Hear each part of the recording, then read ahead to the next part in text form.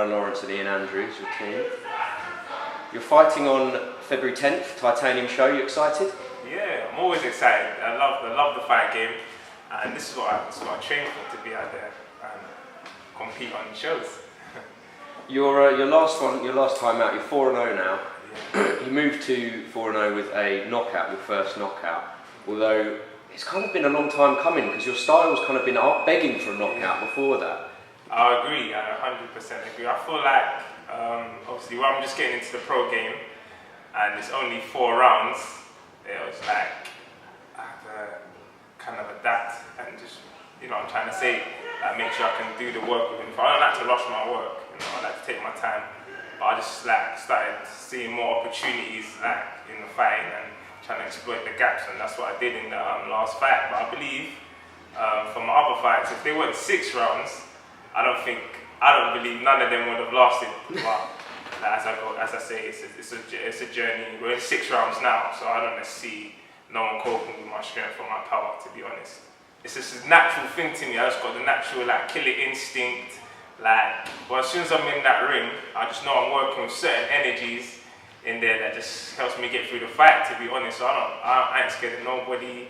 I ain't worried about no one in the fight game at all. As I said, everything is going to happen in due time.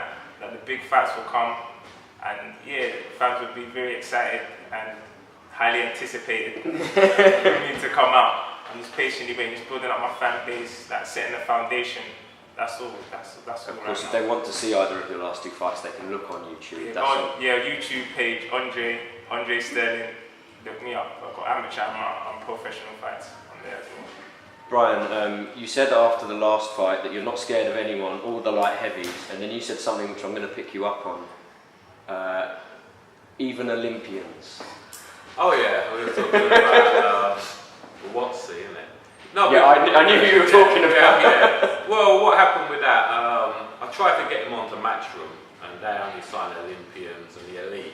I talked to them, and they come back to me and said, "Oh, the only fight we can have was Boxing."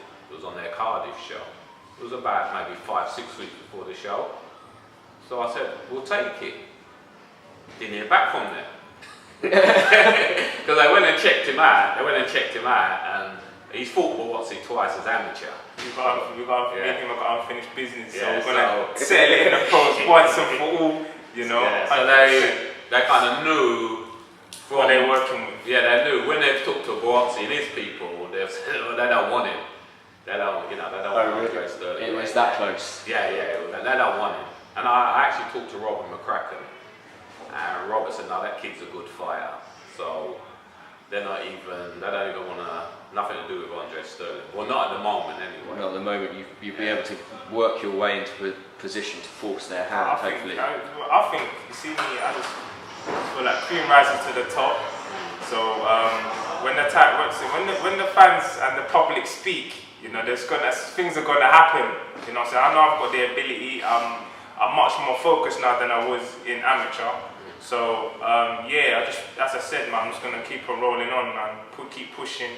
People might not know that you've got a good amateur pedigree. Do you want to explain what your amateur? To be honest, my amateur, I've done all right in amateur. I didn't do too bad, to be honest. I won the Londons. I got to the quarterfinals of the ABAs. I fought England squad boys, but I'm surprised I didn't get one call out or anything, call up to get to the England squad or anything like that. But as I said, I think everything just happens for a reason. Maybe if I went down that road, I wouldn't have bumped into Bryan, and I feel like our paths and our energy just drawn towards each other at the right time. When I was ready, as an amateur, I understand it's you have to be. I was studying, I was working, I was trying to I was living by myself as well. So I was trying to sort out my bills and sort out my life and trying to keep boxing. I just kept on coming back every season, and I just knew when the time's right and I can dedicate myself to boxing 100%, then I know I could go all the way. Ian and Brian, have you noticed as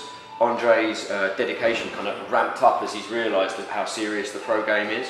Yeah. Or has he always been dedicated? No, he's always been dedicated, but as you say, if you look at what he achieved in the amateurs when he wasn't as dedicated, now he's actually switched himself on and said, look, this is it. This is my life. Over the next few years, I'll give it everything. We've seen him come leaps and bounds. Yeah. You know, you better have a proper trainer to teach you how to fight. Because I see a lot of skilled amateurs come out. I see a lot of guys with talent come out the amateurs, and when I see them a year down the line in the pros, they've gone backwards. No matter who it is, you've got to teach them to be a professional. It is a different game than amateur. You've got to teach them to be a professional. And that's the difference. With Andre, like, since he's turned professional, it's a big difference. He's only had 4 fights, but it's a big difference than when he was amateur. Because I saw it was his 3rd fight, I saw some coach who knew him as an amateur, who actually he had a boy who beat him as an amateur. Right. And he says to me, he said, Bryan, he said, I can't even believe that's the same guy. Before the amateur, he had a big right hand, he was like all over the place. And to look at him now, he's totally different. And that's what a professional coach is supposed to do. You're supposed to see the improvement when fighters fight. Even some of the Olympians who turn pro, I watch them. And they're winning because they're meant to win. But I can see some of them already, they're not improving. They're saying that I can see if a fighter improves. That's what I look for. Yeah. No matter how bad the fighter is, he's got to improve. And that's the thing of a professional trainer. Yeah. So I see the Olympians, some of them, they're not improving. They're winning because they're matched up to win, and they're going to win because they're fighting journeyman or whatever. Yeah. Right. But they're not improving. I like to see the improvement. The way I look at it, you've got to look at the mentality. He's going to the ring, he's smiling. Yeah. I mean, he's smiling going to the ring. But I see I saw it I looked on the one of the YouTube. He's smiling. Enjoys his work. Yeah, I mean, so if you're smiling, you're going to fight and you're smiling, it tells me everything about you. It's not a fake smile, it's not the thing, he don't even know he's like, he's the man smiling going to the ring. So he's like, Andre's like a warmonger to me. I know. There a sadistic side to you, Andre. Yes, there is. Gets off on that. The first time he sparred with Anthony Yard, and everybody knows Anthony Yard's reputation. Yeah. And he went to war with Anthony Yard. And I thought, this guy's a madman. You don't know who that is. And when he came out, I said, what are you doing? He looked at me like, what? We're sparring, this is it. You know, we had to calm both of them down, because every time they used to spar, it was a war. And we calmed the thing, and they sparred proper now. Yeah. You know, they sparred proper now. But before, it was just in a war. But it's not Anthony initiating the war, it was him. So that showed me about his mentality.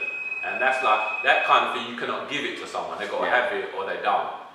You know, so he comes with certain gifts. And when you've got someone with gifts, we can mould them. And turn him into a real proper fighter. I mean, he's got British, European, world title, all, I can just see it all lining up for him. He's got the ability to go that far. That leads me nicely into my next question for you, Andre, which is, once you've done the 6-rounder, you can go and fight for Southern area titles, things like that. Now, what would be your ideal 2018 after this fight? As I said, I'm working with Hellraiser Promotions, Mickey Elliott. I've got my two trainers here and my managers.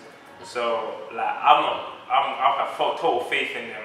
I know what I'm capable of doing. I have faith in myself as well. As I said, it's like nothing has to be rushed.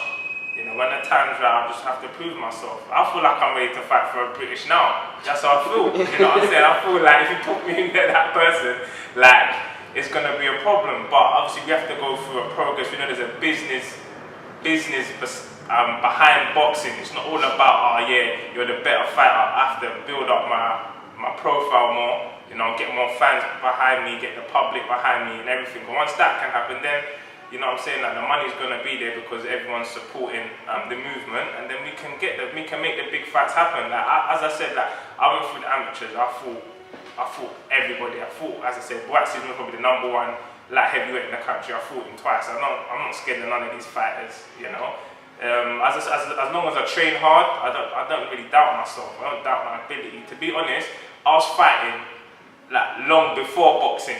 You understand that? Boxing just refined me. You know what I'm saying? But refined me. That's what boxing did. Boxing refined me, teach me the art. You know, like the art, how to fight, everything. That's what it just did. It refined me. But before I was fighting I was fighting back in the 90s. Like, you know, like, where I grew up, they used to make us fight like dogs. You know what I'm trying to say? So it's as I said, boxing just civilized me. It made me more of a gentleman in the boxing. It made me think about like what I'm doing more when I'm fighting. But I've always had that fight. I come from a fighting family. Like all my uncles boxed, so it's just one of them things. So my cousins boxed. Like, yeah. Explain to the guys watching what they can expect from Andre Showtime Sterling. You can expect quick hands, power, neatness, patience, good timing, everything you expect to see in a professional, a top prospect in a professional boxer. That's what you're expecting to see, and maybe a coffin as well by the end of the ring, you know, or ambulance, whatever. You know what I'm saying? Like that, because as I said, like I'm going in for the kill. To watch him, if you like boxing, to watch Andre, it's like poetry in motion. He's a superstar in the making. He just he does the work. He does what Bryan and I ask of him. He doesn't moan, he gets on, he knows the importance of all the training and the groundwork. Last year we set up we set everything up with the four wins, and this year, he wants to go for titles, and he's well in with a chance. I dare say a few knockouts as well on the I'm horizon. trying to knock everyone out, to be honest. I don't want no survivors, you know. I'm saying, I'm on these fighters saying like looking at the ref like SOS, you know, so like that's the image, and that's what I'm aiming for, to be honest. Like, and I got the ability On to February do it. 10th, Titanium, York Hall. The number for tickets will be on the screen. Just tell people where they can get at you on Instagram, You can Twitter. get me on Instagram, Andre Showtime Sterling. You can get me on Twitter, Andre Sterling _. And that's all I've got. Social media, you know. But if you want anything else, you can inbox me, send me a private message, and you know, you can be in touch. But other than that, that's great. Andre, Ian, Bryan, thank you very much for talking to me. No, Good luck on February 10th. Looking forward to it a lot. Cheers, guys.